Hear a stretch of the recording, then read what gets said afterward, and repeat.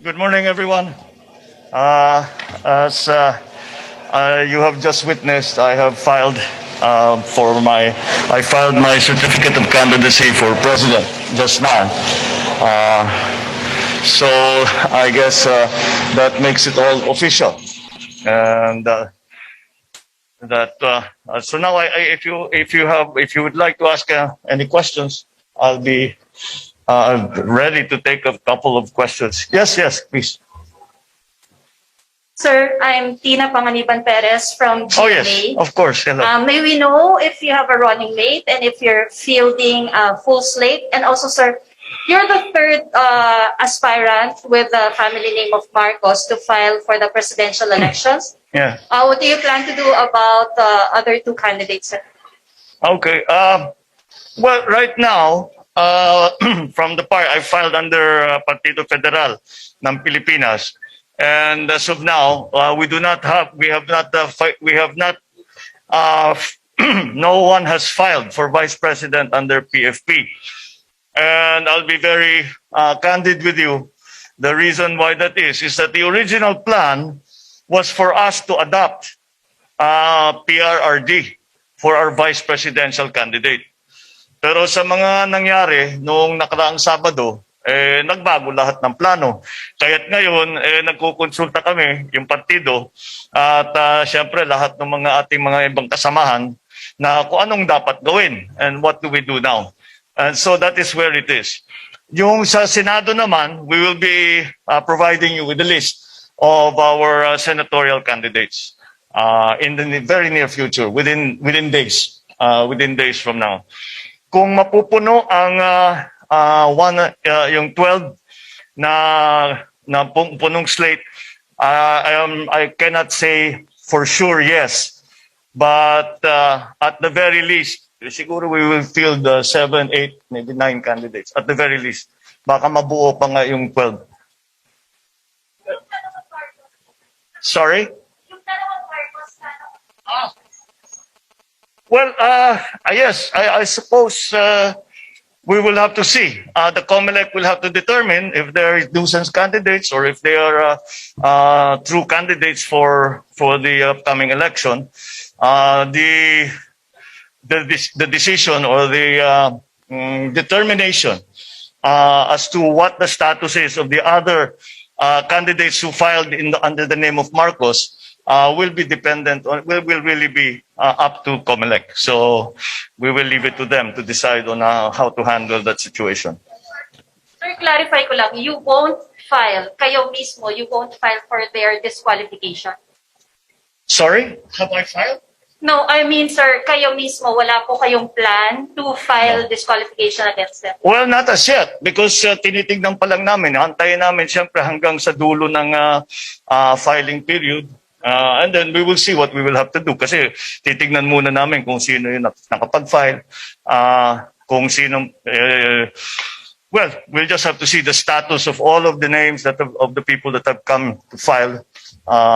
Hindi lang naman sa presidente, pero sa lahat ng ibang position. Then we will decide what to do. Good morning, sir. Dwight De Leon from Rappler. Sir, I would just like to ask, are you able to tell us ano yung pinag-usapan nyo ni Mayor Sara? Were you trying to convince her to be your VP? Or was presidency always the plan for you? Well, very early on, we talked about it. Yung very much publicized, yung pinuntahan namin siya bago nung birthday niya. We talked about politics but no specifics. And since then, hindi na kami nag-usap sa specifics. Yung mga ganyang klaseng usapan, ikaw mag-presidente, ako mag-vice, ikaw mag-vice, ako mag-president. Wala kaming hindi na umabot yung usapan namin sa ganun. Sir, are you considering Senator Bongo as your VP? Are you considering Senator Bongo as your VP? Paano yun? Bongbong. Bong to the third power. Baka pwede rin. We'll see. Kaya nga, nagulat, siguro pati kayo, lahat naman tayo, nagulat yung mga pangyayari ng Sabado eh. So we still have to determine what the effects of all of that will be, not only on me, but also the rest of the candidates in our party specifically. Yeah. So ano pong mangyayari doon sa motion for reconsideration ninyo for the VP protest? Is that considered withdrawn with your filing of COC? I believe the Miriam doctrine is when you take your oath that you abandon. Rather, it becomes smooth. It becomes smooth. The protest becomes smooth after the election when you have won your position and you take your oath. Friend, last question, and this is from our reporter covering you. Are you willing to accept more media interviews where you can be asked about your father's martial law? I have never refused any interview on any basis whatsoever. I don't know where that's coming from. When have I refused to answer questions about anything? So if we ask Posana for an interview with you, you would accept? Well, my comment to other people always is, if you have something new to ask me, mahirap naman if we will be having the same conversation I've been having for 35 years. But of course, I do not know where that comes from. I have never turned down an interview. I have never specified the subjects that we have to talk about. Well, sir, we'd just like to ask you about, for instance, your conviction of your mother for 7 counts of graft. I You don't. and your siblings were named beneficiaries of Oh, not. foundations. I misunderstood. Not here and now. I'm here for filing. But thank you, but thank you. Thank you. Hi, sir. Hello, good morning. Los Baños for TV5. Sir, may we know more details about your talk with Mayor Sara Duterte? Why it quote-unquote collapsed? Bakit hindi na napunta? There were no talks to collapse.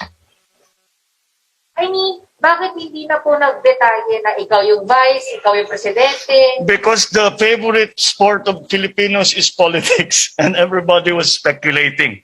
But the speculations are not necessarily based in fact. Nakita niyo naman ang galaw ni Mayor Inday, so I think that puts paid to all of those speculations. I mean, bakit po hindi na natuloy yung posible sanang tandem ninyo ni Mayor Sara? Kasi hindi naman siya tumakbo eh. Tapos. Di ba? Okay? Is that it? Sir, one more. Oh, sige. Are you ready for another fight with VP Lenny if she will run for president? No, I do not have any fight with VP Lenny. I'm running for president. I'm not fighting against anyone. I mean, another round of election, of campaigning, fight meaning I don't.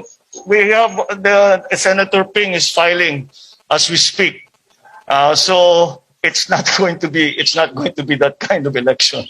Marami kami. Ready kayong maka-face-to-face ulit makasama sa election si VP Lenny? I would not file my certificate of candidacy if I was not ready to campaign, if I was not ready to answer all your questions, and so I am ready to answer your questions. I'm ready to campaign, and that's what we're going to do. Thank you, sir. All right. Sir. Thank you. Sir. Maraming salamat. There's one more here. Sir, Oh. just one. Yesterday you've mentioned you want to be a unifying leader. And Yes. today you've mentioned you don't want to talk about the same question or the same topic for how many years already. And now how would you like to become a unifying leader when there are still these questions coming around? In my view, those questions have all been answered. So we unify now in the face of the COVID crisis, in the face of the economic crisis. That is what I am talking about when I say a unifying leadership. Yan ang kailangan natin ngayon.